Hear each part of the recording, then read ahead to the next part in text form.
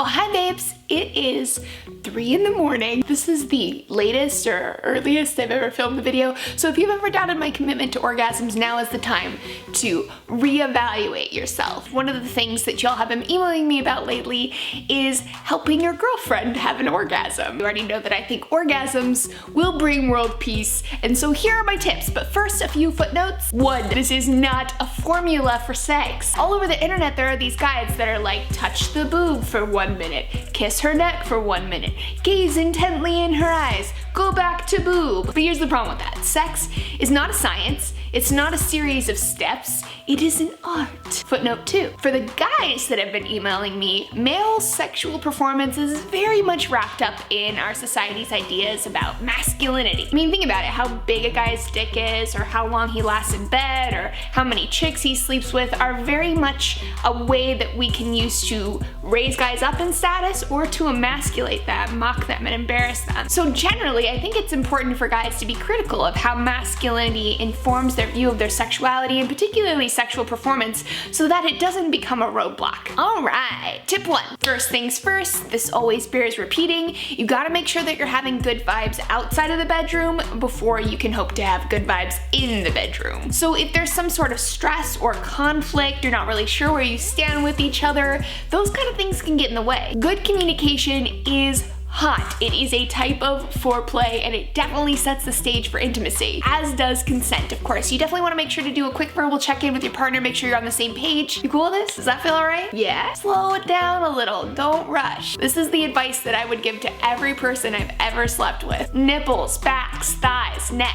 touching, kissing, oral sex. I think I just wrote a poem. All of these things are equally as important as penetration. So take some time here without rushing. Sometimes people call this foreplay. I don't call it foreplay. That positions penetration as the actual sex when really the entire experience is the actual sex. That's a golden mindset for being a good lover, in my opinion. Tip 3, know your partner's anatomy. For instance, the clitoris is really important. It's like the orgasm command center. It is accessed directly outside of the vagina. It sits at the top of the inner lips. Also indirectly inside the vagina. 2 inches in, come hither motion. It's otherwise known as the G-spot. But again, you don't want to rush here. You want to take your time and build anticipation. If you go straight to the clitoris or start fingering right away, your partner's not going to be as aroused. It's not going to feel as good. The clitoris isn't going to be as sensitive. So, take a little more time in other places. Tip 4, when it comes to clitoral stimulation on the outside, avoid really mashing into it or rubbing it really hard. Unless your partner tells you that they're into that, which they might be if their clitoris isn't as sensitive,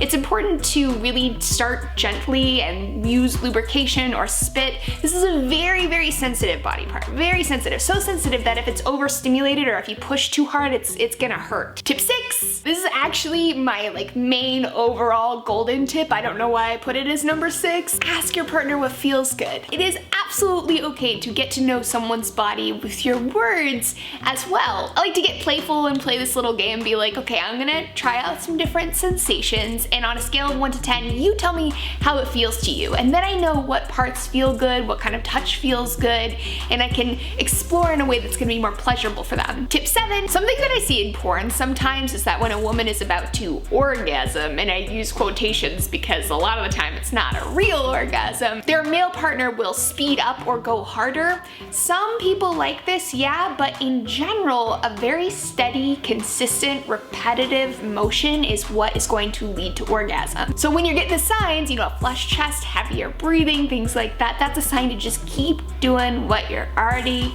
doing. Tip 8, you can keep things fresh by keeping the conversation going about what kinds of things you find sexy or that you fantasize about or what you might like to try together. I'm going to link a bonus video in the description with an unboxing and some toy ideas for couples. Other than that, it's up to you to explore. I want to give a huge shout out to Adam and Eve, who have consistently supported my channel and sponsored this video. They've offered 50% off pretty much all of the items on their website and free shipping if you use promo code Laci, links here and down below. Also, I am now on Snapchat, so hit me up there. I love you all so much. I hope this was helpful. Have fun, stay safe, and I'll see you next time. Mwah.